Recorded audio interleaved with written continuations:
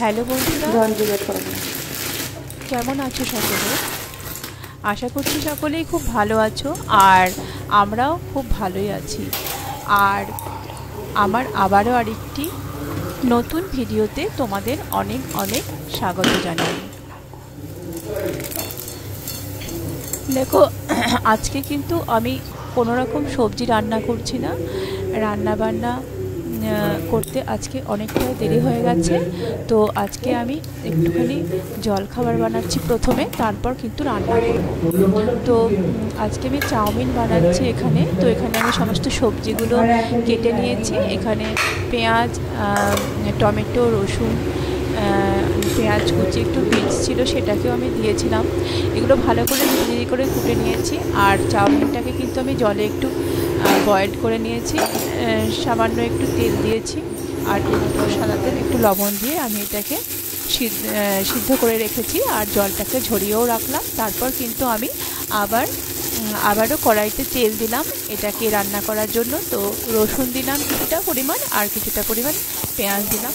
তো পেঁয়াজ আর রসুনটাকে ভালো করে একটু হালকা করে ভাজা করে নিতে হবে। আর তারপর কিন্তু আমার মনে হলো একটু তেল দিতে, তো অল্পই তেল দিই। তো আজকে একটু সামান্য তেল আর একটু অ্যাড করে দিলাম।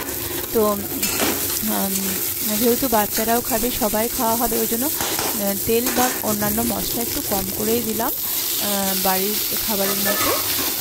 তো হচ্ছে সমস্ত কিছু দেওয়ার পরে আমি হালকা রসুন পেঁয়াজগুলো ভেজে নিয়ে গাজর, বিনস যেগুলো কুচি করে রেখেছিলাম, টমেটো, সমস্ত কিছু দিয়ে দিলাম। দিয়ে তারপরে ভাজা করে নিলাম। তারপর কিন্তু আমি চাউমিনটাকেও দিয়ে দিলাম।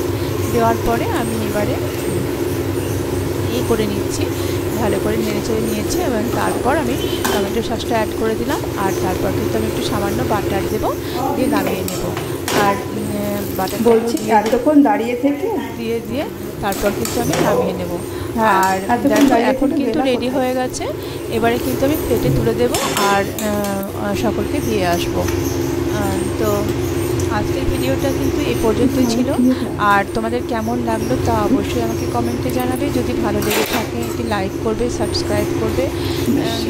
আর দেখা হচ্ছে আবারও আরেকটি নতুন ভিডিওর সাথে। ততক্ষণ পর্যন্ত সবাই অনেক অনেক ভালো থাকবে, সুস্থ থাকবে, সাবধানে থাকবে। সকলকে অসংখ্য ধন্যবাদ জানিয়ে শেষ করছি।